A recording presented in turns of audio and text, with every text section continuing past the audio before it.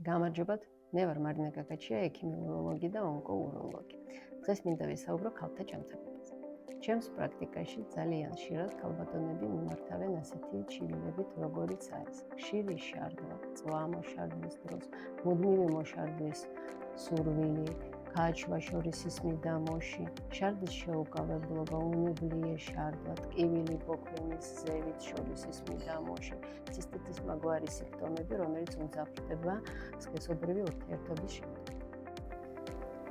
სამწუხაროდ, ბევრი ქალი ამ პრობლემების მოგვარებას თვითნებურად სხვადასხვა მედიკამენტის მიღებით ცდილობს. თუმცა, სიმპტომების დროებით შემცირება არ ნიშნავს, რომ დაავადების მიზეზებიც აღმოფხვრილია.